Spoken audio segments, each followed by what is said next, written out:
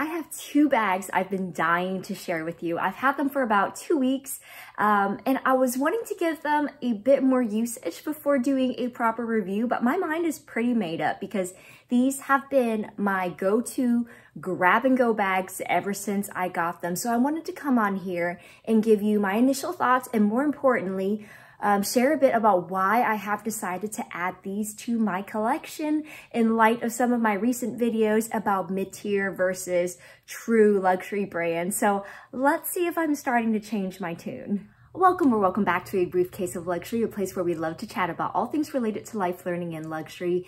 While I have no intentions of quitting my day job as a business professor, your support does mean the world to me, and I would love to grow this channel. So thank you so much for watching this video today. Now, by nature, I'm a positive person, but I'm also a realist. Like, I know I ain't getting offered no in-store Hermes quota bag, let alone the super elusive ones, like anything from the Mini Kelly family or the new mini Shoulder Birkin that is allegedly coming this fall, okay? Like, positivity aside, I am doing none of the things that will lead to these bag offers. It's like thinking I can manifest myself six-pack abs just by wishing really hard, but refusing to actually diet and exercise. Like, I know better. And on top of that, I am not willing to buy them pre-loved either. Obviously, the Shoulder Birkins haven't hit the pre-loved market yet, but come on, we all know the markup is going to be astronomical. And accepting that those bags are never going to happen for me puts me at peace. Like, it allows me to happily and freely explore other avenues and alternatives. Now, I've mentioned previously about what it would take for me to buy mid-tier as opposed to luxury. I know there's a lot of controversy going on right now in terms of how luxurious are these luxury brands. And so, yeah, I get it. But for me, it doesn't mean I have lower standards for mid-tier brands. Like, just because something is less expensive doesn't mean all of a sudden I'm okay with shoddy quality or poor business practices. Like, even at the mid-tier level, I'm still looking for exceptional pieces that excite me. But I think I would now also revise that to include bags that can help scratch an impossible unscratchable itch, as well as bags that can help you explore trends. Especially when it comes to exploring trends, there's something about doing it at the mid-tier level as opposed to sinking in designer money on a style or color of the moment that may not work for you in the long run. And so I can see why, like, buying a Coach heart bag at a few $100s is easier to stomach than the Chanel heart bag at a few $1,000s. And maybe in some cases, after owning the Coach bag, you find that it is worth it. And then you go get that Chanel version willingly with your eyes wide open. Or maybe you find that the Coach heart bag was good enough and fun while it lasted. Which, by the way, I have seen quite a few of the Chanel heart bags on the pre-loved market, and prices for those have definitely chilled. So, to my point about not overspending on hyped up trends. So that being said, I think there are ways to enjoy trends in a more timeless fashion, just by making sure that the trending element isn't overly exaggerated. Like, for instance, we are all currently still having an East-West moment, but unless it's done right, that's all it's going to be, just a moment. I think the trick is just not to overdo it. Like the Lateco bag from Alaya, or the Fendi Peekaboo Stretch, overdone. Now, the original Shoulder Birkin in the size 42, I would argue that's overdone as well, but the new minier Shoulder Birkin from the leaked pictures I've seen, that looks so much more proportionate. And I will give this to Hermes. I am loving all of their Elan style bags, like the Kelly Elan, the Constance Elan, even the Cavalleria. I think they look so elegant. But where I am currently at in my Hermes journey, I will just be pining for the new Shoulder Birkin from a distance. Or will I? I mean, yes and no, because I am obsessed with Teddy Blake's newest take on one of their classic bag styles, the Gigi. So they recently released a new East-West version in the size 11, which is their smallest size, and I am here for it. Like, I've mentioned this bag specifically in several videos now, going back a few months. So I have thought long and hard over this bag, and my takeaway is that it is such a classic take on the East-West trend. Like, this doesn't look like a bag that's been stretched or chopped in half. Like the proportions on this are just so good. So let's just take a moment to do a close-up of the bag and I'll give you its specs. And if you are familiar with the regular Gigi, it's the exact same layout. Oh, by the way, just so we're clear, this video is not sponsored. Granted, I have worked with Teddy Blake in the past. This time around, I was under no obligation to make this video. I came across and found these bags on my own, and I'm just a fan, and I wanted to share them with you in case you were unaware of some of their newer styles. So the official name of this bag is the Gigi Low Dollarino Gold 11, because it is in their Dollarino leather, which is a small pebbled calf leather, and it has gold tone detailing throughout. And of course, it measures 11 inches long. In terms of the rest of the measurements, it is 7 inches tall and just under 4.5 inches wide at the base.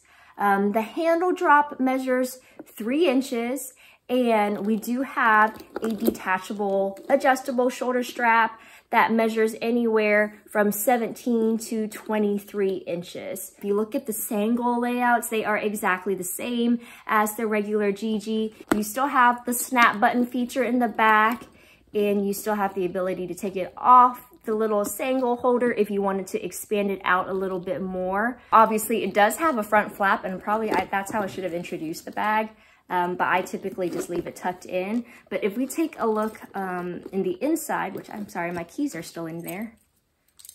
But if we take a look at the inside of the bag, we have a beautiful suede lining. There we go. And we have a back zip pocket.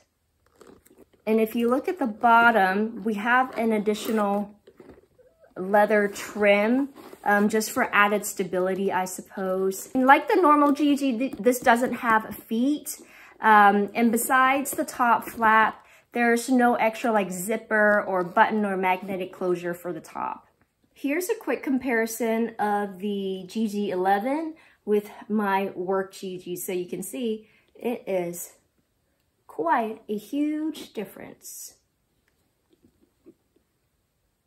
And also, in case you're curious about the color, which this is in the camel color, here's what it looks like next to the Hermes gold. You can see this has a little bit more of a yellow honey undertone, but it's still such a beautiful shade of brown that is going to work all year round. Plus, if this is anything like my other Gigi, I know this can take a beating. I've been caught in rain, snow, and hail with my work Gigi, so I'm hoping she can keep up like her big sister.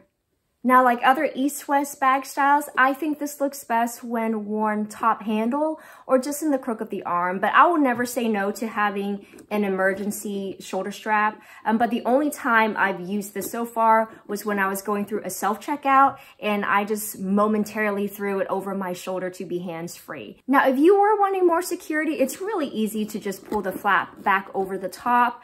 But I've just been wearing her with the top flap tucked in like an open tote.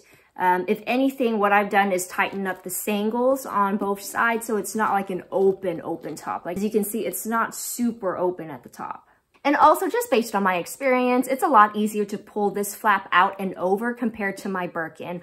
Also, in case you are curious, this is essentially the same height as the Birkin 25, maybe like half an inch shorter, but it is an inch longer in length and it is an inch slimmer. So again, it's not an overly exaggerated East-West style. But what I love most about this bag is that it is a mini big bag.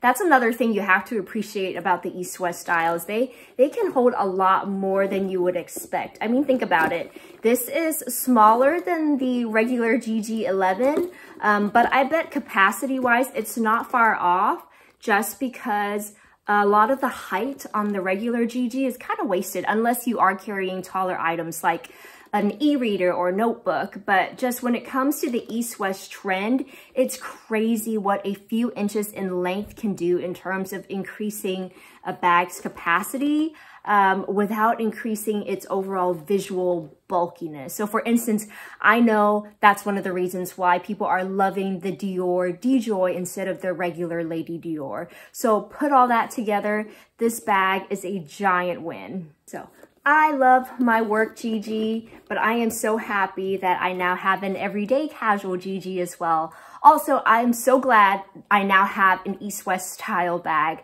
and I'm glad I didn't go for anything super over the top. I mean, at one point I was so close to pulling the trigger on a Fendi Peekaboo stretch that I found pre-loved for a really good deal. And in the end, I'm glad I opted for something like this instead, where it is going to remain relevant for years to come. All right, now on to this next bag. So this is the one I'm honestly most excited about because I don't have anything like this, and it is their new Pia bag. It was love at first sight for me, I'm telling you. This gives all the pochette energy that luxury brands are currently gunning for. Like think Hermes, think Bottega, Lara Piana, etc. But the Pia isn't like a dupe for any of those bags, you know. If there's something similar out there that I'm not aware of, like please let me know. It's just what drew me to this wasn't that it reminded me of one specific bag. Like I get how people may look at the Gigi and while it isn't a complete dupe, they may think it's a Birkin wannabe. I get that, but no one is gonna look at this and mistake it for like the Kelly pochette. But it for sure has the same chic, elegant energy. So let's also do a quick spin of this bag. So this is called officially the Pia Vitello 8-inch. Mine is in the color Nudo, and this retails for $2.95, by the way. So this is just under 6 inches.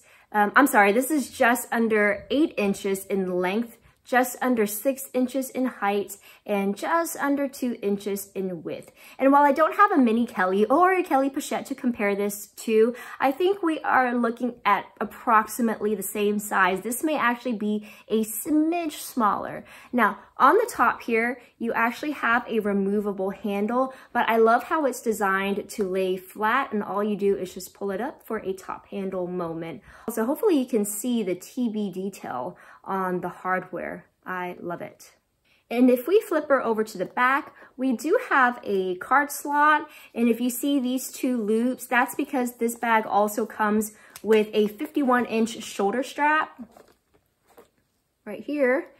So you can also wear this as a true belt bag or like a crossbody sling bag. But like this is not a bum bag. There is nothing bummy about this at all. This is all class. So the leather is a Vitello leather, which is a smooth calf leather. And I like that the glazing matches the rest of the bag. It just makes everything look so seamless. Now, if we open her up on the inside, it's just one pocket with a microfiber interior. And there she is. So the closest bag I have to compare her to is my Chanel Walk in the beige clair. So a little similar in terms of size and color. So this looks a little bit more yellow toned.